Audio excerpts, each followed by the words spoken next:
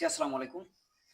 আমি আজ রিডিং এর অনেক গুরুত্বপূর্ণ একটা টপিক লিস্ট অফ হেডিং নিয়ে কথা বলবো।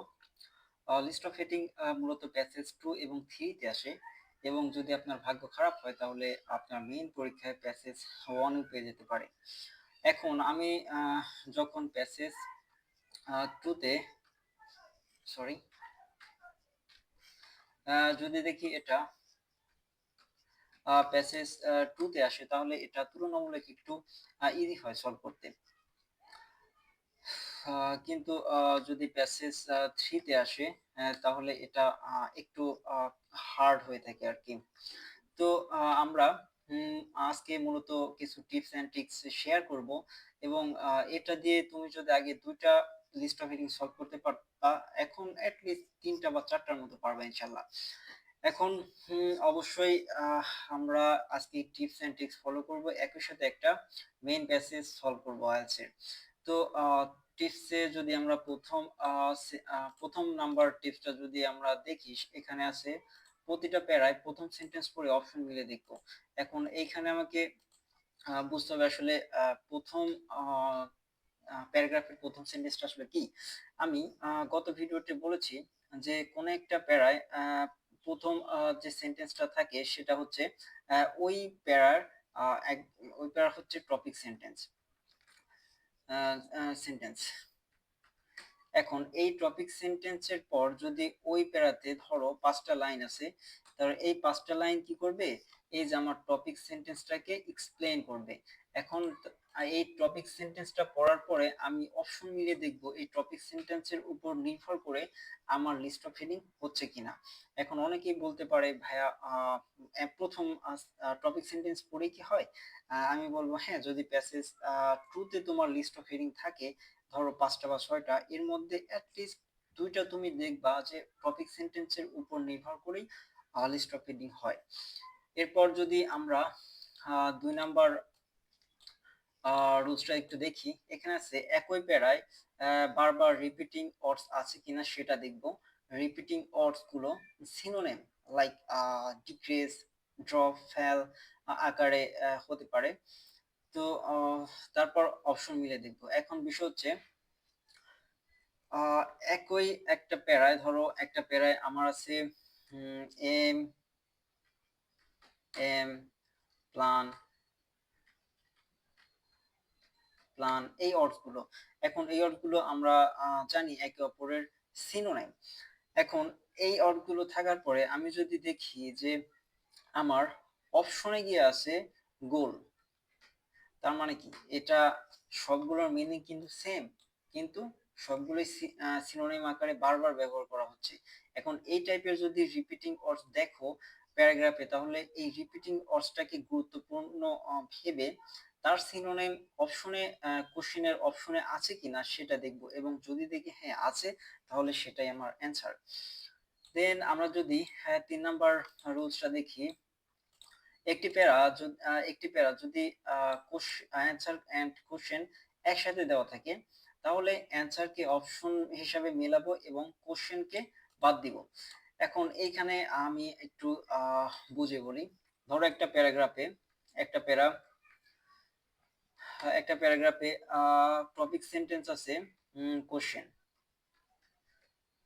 টপিক সেন্টেন্স আছে কোশ্চেন এবং এই টপিক সেন্টেন্সের পরিবর্তে ওই প্যারায় আরো ৫ টা লাইন আছে। এই ৫ টা লাইন কি করবে? এই যে আমার যে কোশ্চেনটা আছে, এই কোশ্চেনের আ আ অ্যান্সার দিবে এই পরবর্তী ৫ টা লাইন।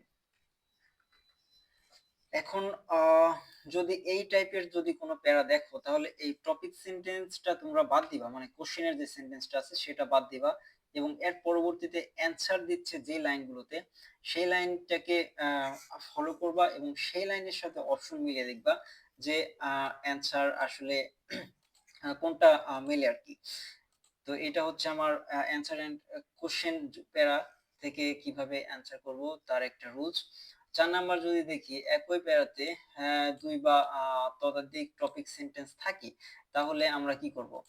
এরকম যদি হয় তাহলে তোমরা দেখবা যে কিছু টপিক আছে, ধরো আমার একটা প্যারায় দুইটা টপিক সেন্টেন্স। এখন এই দুইটা টপিক সেন্টেন্সের মধ্যে প্রথম যে টপিক সেন্টেন্স আছে এইটাকে এক্সপ্লেন করে মাত্র ধরো দুইটা লাইন দিয়ে। এখন আমার সেকেন্ড যে টপিক সেন্টেন্স আছে এইটাকে এক্সপ্লেন করে ধরো 5টা লাইন দিয়ে। তাহলে এখানে গুরুত্বপূর্ণ টপিক আসলে কোনটা? নিশ্চয়ই আমার সেকেন্ড যে লাইনটা আছে এটা আমার গুরুত্বপূর্ণ, এজন্য আমাকে এত বেশি এক্সপ্লেন করে একটা প্যারাগ্রাফে।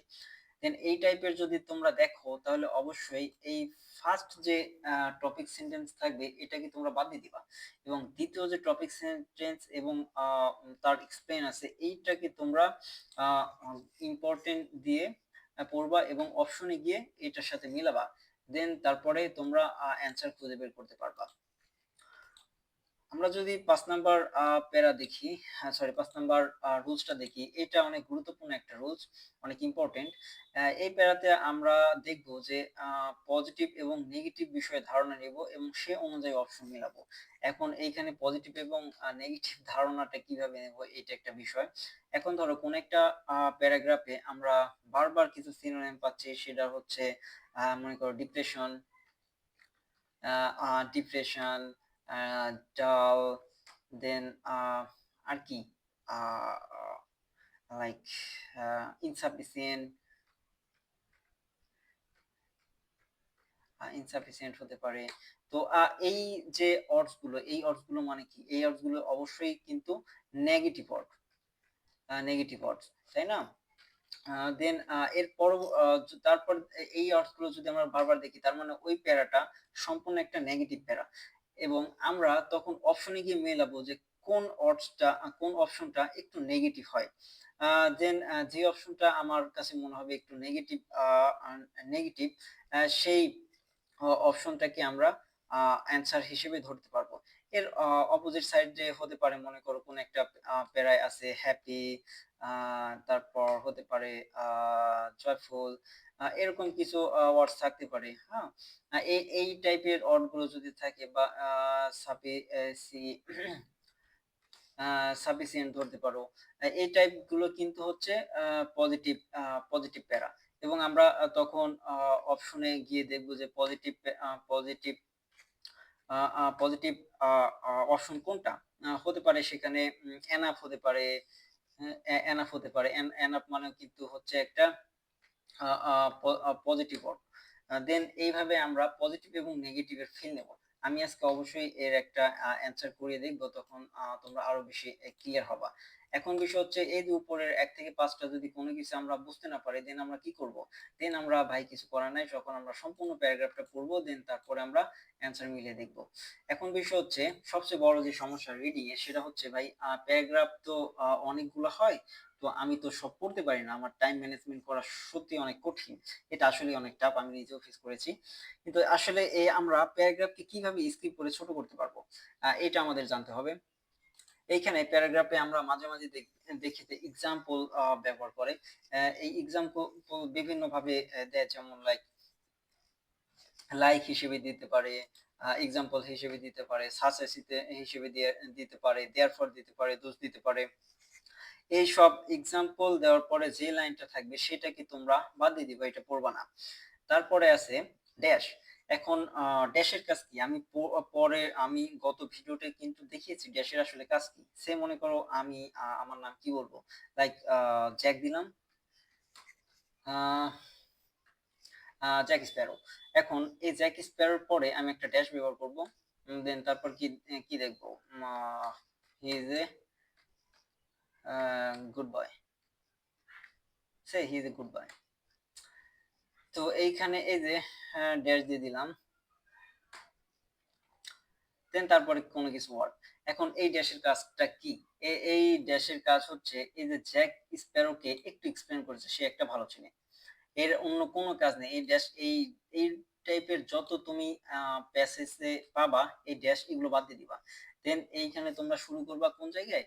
শুরু করবা তোমরা হচ্ছে এই জ্যাক স্প্যারো থেকে শুরু করে এইখানে ডিরেক্ট ড্যাশের পরবর্তী যেটা আছে সেইখানে তোমরা পড়বা। তো তো তারপরে আমরা যদি দেখি সেটা হচ্ছে ডাবল কমা। ডাবল কমা আসলে কি করে? ডাবল কমা এবং ড্যাশ একই কাজ।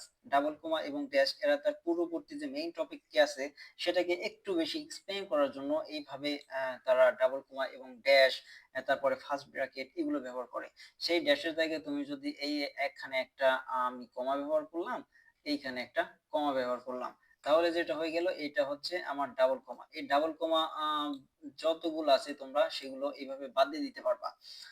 তো তারপরে যদি আমরা দেখি একদম ৪ নাম্বার যে রুলসটা আছে সেটা হচ্ছে মডিফায়ার। মডিফায়ার বলতে হচ্ছে তোমরা এখানে মডিফায়ারের এটা তোমরা অনেক পাবা কমা plus which. Comma plus which এর কাজ হচ্ছে লাইক ড্যাশ ডাবল কমার মতোই এটা তার পূর্ববর্তী অর্থকে আরো বেশি এক্সপ্লেইন করার জন্য ব্যবহার করা হয়। এখন পূর্ববর্তী মেইন টপিককে এক্সপ্লেইন কি করতেছে লাইক আমি আমার বাড়ি কই, হ্যাঁ? তুমি কোথায় পড়াশোনা করো? এই একটু আননেসেসারি যেসব লাইন হয় এগুলো তোমরা স্কিপ করে দিবে, এগুলো পড়ার দরকার নাই। তো যাই হোক আমরা এখন এই যে টিপস গুলো দেখলাম এবং কিভাবে প্যাসেজ স্কিপ করে এগুলো আমরা দেখে নিলাম। এখন আমরা কি করব? এখন একটা প্যাসেজের কিছু লিস্ট অফ হেডিং আমরা সলভ করব ইনশাআল্লাহ। এটা হচ্ছে the lost city, Cambridge 12 passage, এটা সম্ভবত টেস্ট নাম্বার 6 প্যাসেজ নাম্বার 2। তো এইখানে আমরা একটু পড়বো। এখানে কিছু লিস্ট অফ হেডিংও আছে এই প্রশ্নে। লিস্ট অফ হেডিং, এখানে লিস্ট অফ হেডিং আছে। আচ্ছা, লস্ট সিটি আমরা একটু পড়ি। And explorers encounter with the ruined city of the Machu Picchu. এখন রুইন সিটি অফ দা মাচু পিচুর পরে একটা কমা প্লাস দা, কমা প্লাস দা ব্যবহার করে কোন সময়? কমা প্লাস দা আমি গত ভিডিওতে দেখিয়েছি দা সব সময় বা কিছু কিছু সময় দ্যাট বা হুইসের মতো কাজ করে। দাটা তার পূর্ববর্তী মেইন টপিককে সে আরো বেশি এক্সপ্লেন করে। এখানে পূর্ববর্তী মেইন টপিকটা কি ছিল? মাচু পিছু কোন একটা শহরের ধ্বংসাবশেষ, একটা শহর। এটা ছিল the most famous icon of the ইনসা সিভিলাইজেশন। এটা ইনসা সিভিলাইজেশনের সময় অনেক বিখ্যাত একটা আইকন ছিল। এখন দ্য লস্ট সিটিকে এইখানে দেখো একটা ইতালিক ভাবে একটা ইতালিক ভাবে একটা সাব হেডিং দেওয়া। এই সাব হেডিং আমি বলবো যতগুলো প্যাসেজ পড়বা যদি সাব হেডিং পাও ডেফিনেটলি সাব হেডিং পড়বা। সাব হেডিং পড়লে তোমরা বুঝতে পারবা এই পুরো প্যাসেজটা আসলে কি নিয়ে বলতে চাচ্ছে। এখানে আমি পুরো প্যাসেজ অলরেডি বুঝে গেছি। এখানে একটা ধ্বংস অবশেষ একটা সিটি, তার নাম ছিল মাচু পিছু, অনেক বিখ্যাত একটা সিভিলাইজেশন ছিল সেখানে, তাকে এক্সপ্লেন করবে। আচ্ছা আমরা এখন প্যারাগ্রাফ এ পড়ব। When the US explorer and academic Hiram Bingham arrived in the South America in 1911। এখন দেখো এখানে একটা কমা এবং একটা হি ব্যবহার করছে। এই হিটা আসলে কি? এই হিটা হচ্ছে তোমার বিংহাম, এই হিটা হচ্ছে তোমার সরি,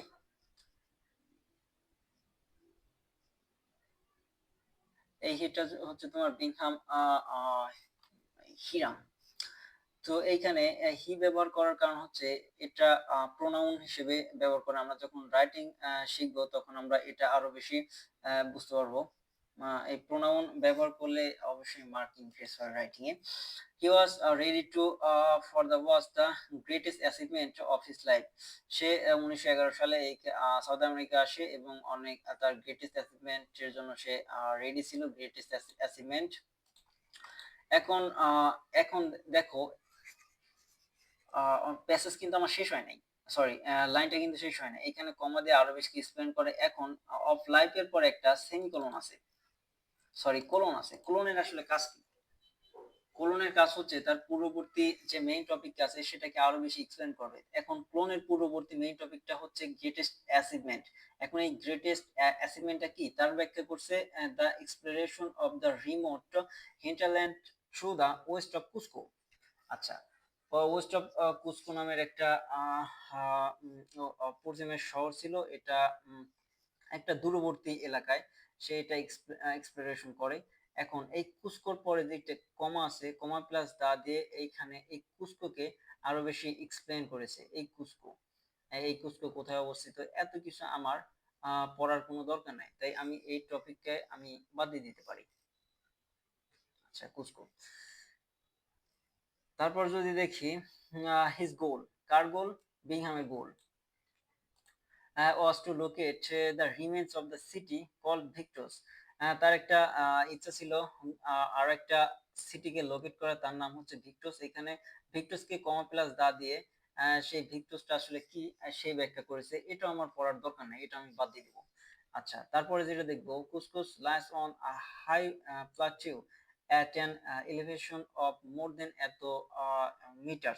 এখন এই কুস্কোর সে কোথায়, তার অবস্থান কোথায়, এটাকে এক্সপ্লেন করে। এখন এখানে এন্ড দেওয়া, এন্ড বিংহাম প্ল্যান,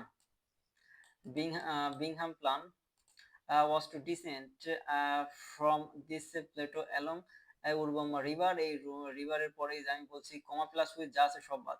এই উরুবাম্মা রিভারকে এক্সপ্লেন করছে কমা প্লাস হুইচ দ্বারা, এতটুকু আমার বাদ পড়ার কোনো দরকার নেই।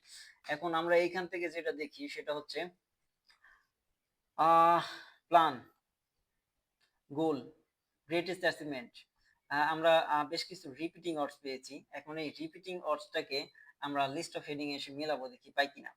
এখন দেখো এখানে এই প্যারাতে কোনো রকম সেম জার্নি বা difference account of the same journey নিয়ে কোনো কিছু বলা নাই।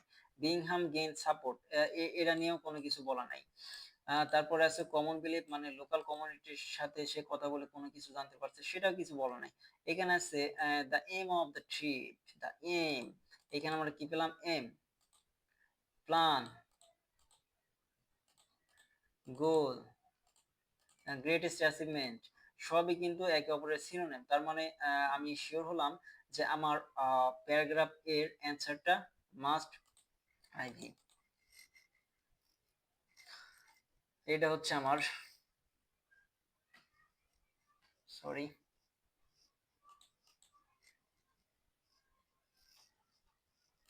14 নাম্বার আমার অ্যান্সার এটা। তো আমরা যদি প্যারাগ্রাফ বিতে যাই, সেখানে আমরা কি করব? হ্যাঁ, when Bingham and his team set up drown the Urubamba in late July eto, he had an advantage over travelers who had processed them. এখন দেখো বিংহাম তার টিমকে নিয়ে এই উরুবাম্মাতে কখন এসেছিল তার এখানে একটা ব্যাখ্যা আছে, জুলাইতে।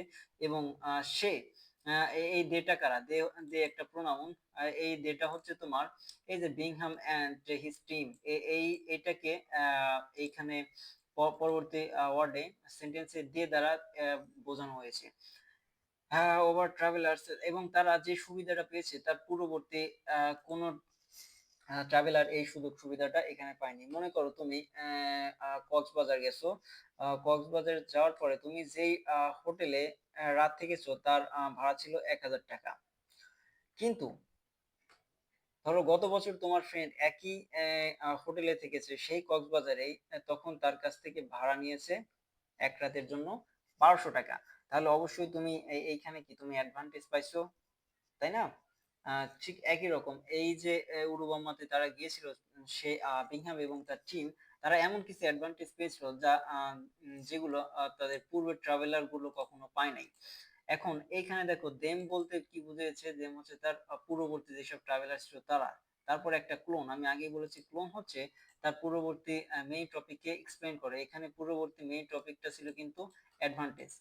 তো এইখানে আছে এখনো কিন্তু আমার ফার্স্ট the topic sentence সম্পূর্ণ কিন্তু শেষ হয় নাই। A truck had recently been blasted down the valley canyon to enable rover to be brought up by mules from the jungle. এখন এইখানে কি বলেছে, একটা রিসেন্টলি একটা নতুন সড়ক তৈরি হয়েছে এবং এটা রাবার নিয়ে যায় মিউলস দ্বারা, মানে গাধার দ্বারা, ফ্রম দ্য জঙ্গল থেকে।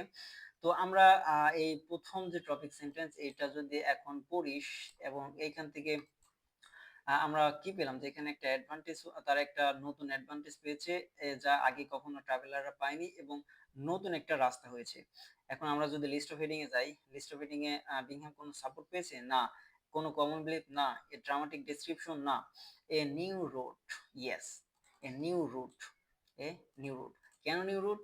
এইখানে দেখো এই নিউ রুট, এইখানে আছে কি had recently been blasted, recently এবং নিউ, এটা কিন্তু একে অপরের সিনোনিম। আমি অবশ্যই বলবো ভাই, সিনোনিম গুলো তোমাকে অনেক বেশি পড়তে হবে।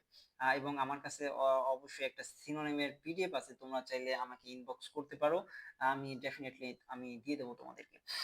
দেন আমি কিন্তু এই ফার্স্ট লাইনটা পড়েই, মানে প্যাসেজের টপিক সেন্টেন্সটা পড়ে এটার অ্যান্সার দিয়ে দিতে পারলাম। বাকি যে এতটুকু আছে এতটুকু আমার পড়ার কোনো দরকার নাই।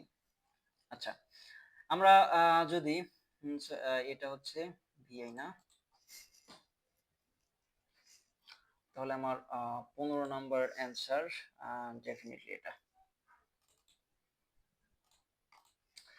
আমরা যদি এখন সিটে প্যারাগ্রাফ সি পড়ি, সেটা হচ্ছে on 24 July they were a few days into their descent of the valley। এখন এই যে জুলাই তারা অল্প কিছুদিন এই ডিসেন্টে থেকেছিল, এগুলো নিয়ে ব্যাখ্যা। কারা এখানে দে দ্বারা বুঝিয়েছে, তার এই যে পূর্ববর্তী যারা ছিল বিংহাম এবং তার টিম, এখানে পরবর্তী প্যারাগ্রাফে দে দ্বারা শুরু হয়েছে। এগুলো কিন্তু এই স্ট্রাকচার গুলো রাইটিং টাস্ক 2 তে ব্যবহার করতে হবে। এবং এগুলো অবশ্যই লেক্সিক্যাল রিসোর্স ভিত্তি করে বা আহ, আহ, তারপরে যদি আমরা পড়ি, আহ, এখন এটা দিয়ে আমরা কোনো কিছু মিলাতে পারবো না, আমাদের আরো একটু পড়তে হবে। The day began slowly. আচ্ছা, এখানে আছে কি স্লোলি, এটা আমরা দেখবো কেন এটা স্লোলি, তার মানে কি 1 ঘন্টা 60 মিনিট না হলে 100 মিনিট হয়ে গেছে, বিষয়টা কিন্তু সেরকম না। এইখানে দেখো কমা তারপরে উইথ আছে, এখানে স্লোলি কি একটু ব্যাখ্যা করবে। Bingham trying to arrange sufficient news for the next stage for the chick. Bingham কিছু বিংহাম চেষ্টা করতেছিল পর্যাপ্ত পরিমাণ গাদাকে ম্যানেজ করতে তার পরবর্তী গন্তব্যের জন্য। এখন his companion should no interested, no interest. আচ্ছা, তার যে টিমরা ছিল তারা কোনো ইন্টারেস্ট দেখেনি in accompanying him up the nearby hill to see some ruins that local farmer, local farmer পরে এখানে দেখো ডাবল কমা। আমি আগেই বলেছি কি ডাবল কোমা যা আছে সবগুলো তোমরা বাদ দিয়ে দিবা। এখানে দেখো ফার্মারের পরে ডাবল কোমা, মানে এই ফার্মারের নাম এখানে দিয়েছে, যা আমার কোনো ভাই দরকার নাই। আমি আগেই বলেছি ডাবল কোমা যা পাবা এগুলো সব কেটে দিবা। এই ডাবল কোমা যা আছে সব বাদ, ডাবল কোমা পড়ার কোনো প্রয়োজন নাই। আচ্ছা, farmer told them about the night before. এখন এই লাইনে বুঝিয়েছে যে ধরো তুমি কক্সবাজার থেকে চলে আসবা 23 তারিখ, 23 তারিখ নাইটে, তাই না? কিন্তু 22 তারিখ নাইটে, সরি 22 তারিখ নাইটে কক্সবাজারের কোন একটা স্থানীয় লোক তোমাকে নতুন একটা ডেস্টিনেশন ডেস্টিনেশনের কথা বললো, যেখানে যদি তুমি যাও সেখানে গিয়ে আরো নতুন কিছু এখানে রুইন্স দেখতে পারবা। রুইন্স মানে ধ্বংসাবশেষ খুঁজে পাবা। নতুন কিছু ধ্বংসাবশেষ খুঁজে পাওয়া। তারপরে আমরা এটা যদি দেখি, এখানে নতুন কোনো destination, Bingham publish dramatic description, common believe. আচ্ছা, কমন বিলিভ আমরা এখনো ধরতে পারি কারণ এখানে ফার্মার আছে, আমরা আরো একটু পড়বো তার কনফার্ম হওয়ার জন্য। তারপরে যেটা আছে সেটা হচ্ছে দা মর্নিং ওয়াজ ডাল এন্ড ড্রাম। আচ্ছা, দা মর্নিং ওয়াজ এই সকালটা ছিল ডাল বিরক্তকর এবং ড্রাম, এই জন্যই এই মর্নিংটা স্লোলি শুরু হয়েছিল। আচ্ছা, এখানে দেখো কমার পরে আছে একটা এন্ড, তারপরে এই কমার পরে আছে একটা এন্ড, তারপরে একটা আছে অলসো। এখন অলসোটা আসলে কেন ব্যবহার করা হয়? অলসোটা ব্যবহার করা হয় তার পূর্ববর্তী যেই টপিক এক্সপ্লেন করতেছে এই টপিক কি আরো বেশি এক্সপ্লেন করার জন্য ব্যবহার করা হয়েছে। এখন এখানে আছে ডাল এবং ড্রাম, এবং Bingham also seem to have been less than keen on to prospect of clumping in the hill. এখানে দেখো লেস দ্যান কিন অন, এটা কিন্তু অনেক অনেক হাই একটা লেক্সিক্যাল রিসোর্স।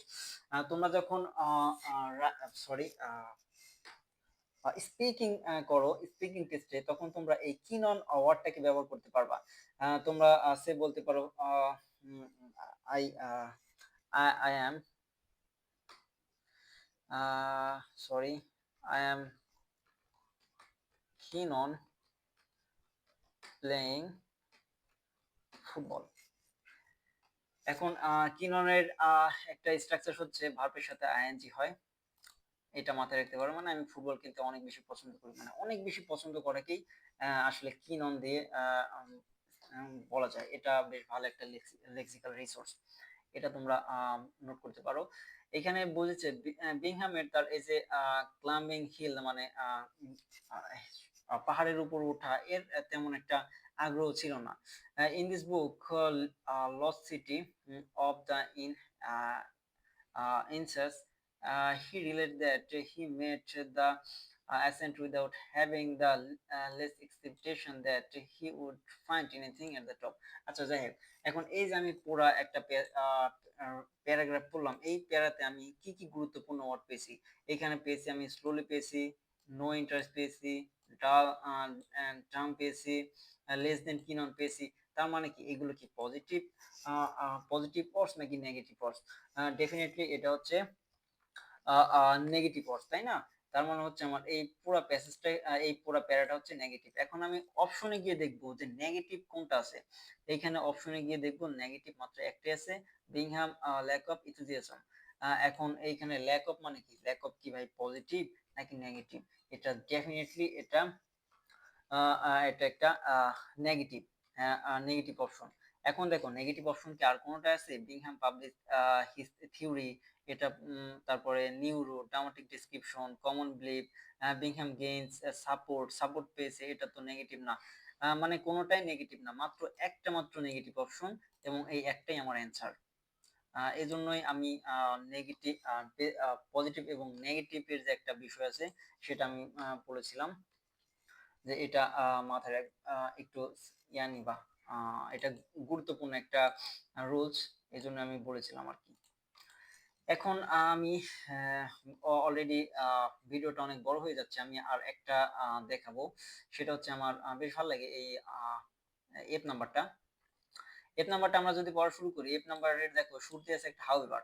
হাউএভার কেন ব্যবহার করা হয়? কারণ এই প্যারাগ্রাফ ইতে কোনো একটা কিছু আছে, ধরো একটা পজিটিভ কোন একটা ডেসক্রিপশন আছে, সেটাকে এখানে নেগেটিভ ডেসক্রিপশন করার জন্য হাউএভার, অথবা প্যারাগ্রাফ ইতে নেগেটিভ আছে, প্যারাগ্রাফ এতে পজিটিভ একটা ডেসক্রিপশন দেওয়ার জন্য প্রথমে আমরা হাউএভার দ্বারা শুরু করেছি। However soon after returning it occurred to him that he could make a name for himself from this discovery. সে যখন রিটায়ারমেন্ট পেয়ে গেছে, সেই সময় সে মনে হচ্ছিল যে তার এই যে একটা ডেস্টিনেশন, এই যে তার একটা আবিষ্কার, তার একটা নাম দেওয়া দরকার। এই কোনটা কি আবিষ্কার? এই যে সে যে একটা লস্ট সিটি খুঁজে পেয়েছিল, মাচু পিছু, ভিক্টোস, এগুলার। এখন দেখো এখানে নাম দাও, কোনো কিছু এখানে আছে না? আমি এখনো কোনো কিছু পাই নাই, আমাকে আরো একটু পড়তে হবে। When he came to write the National Geography, national geography, yes, italic, এখানে ইটালিক ভাবে লেখা আছে। আমি একটা জিনিস বলতে ভুলে গেছি, প্যারাগ্রাফে যদি কোনো ইটালিক ওয়ার্ড দেখো, এটা অনেক বেশি ইম্পর্টেন্ট, তোমরা এটাকে গুরুত্বপূর্ণ ভাববা, কারণ ইটালিক ওয়ার্ড থেকে লিস্ট অফ হেডিং এর অ্যান্সার হয়। Near National Geographic magazine article that broke the story to the world in April 1913, he knew he had to produce a big idea. এখন এইখানে কি হয়েছে, সে যখন 1913 সালে তার ন্যাশনাল জিওগ্রাফিতে আর্টিকেল লিখতেছিল, এটা পৃথিবীর সব ধরনের গল্পকে প্রয়োগ করে ফেলেছে, মানে ভেঙে ফেলেছে রেকর্ডটাকে। এখন আমরা যদি এখানে আমরা কি বুঝি, সে একটা তার তার এই যে ডিসকভারি, সে এগুলো পাবলিশ করে দিচ্ছে। এখন যদি আমরা লিস্ট অফ হেডিং আসি, এখন দেখি different account of the same journey নেই, বিংহাম সাপোর্ট নেই, কমন বিলিফও নেই। তার মানে এখানে আমরা আছে কি ড্রামাটিক ডেসক্রিপশনও না, এখানে আছে Bingham publish his theory, definitely. তার মানে হচ্ছে এখানে বিংহাম পাবলিশ হিজ থিওরি, আর এইখানে আছে he he write the National Geographic magazine article, article, theory, এগুলো হচ্ছে তোমার ভাই সিনোনিম, এগুলো একটু সিনোনিম পড়তে হবে। তার মানে আমার এফ এর অ্যান্সার ডেফিনেটলি এটা বলে এফ এফ আছে, এটাই এটাই, এটা হচ্ছে আমার অ্যান্সার। তো ইয়েস,